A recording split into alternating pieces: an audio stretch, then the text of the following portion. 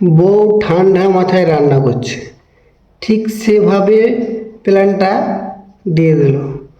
সরকার থেকে ঘোষণা করেছে 500 টাকার নোট বাতিল করেছে, ব্যাংকে জমা দিতে হবে। দেখেন বউ কি ভাবছে।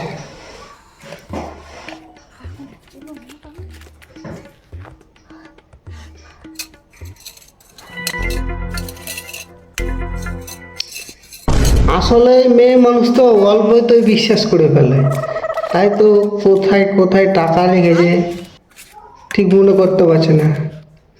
হুম, ঠিক ঠিক বের করছে।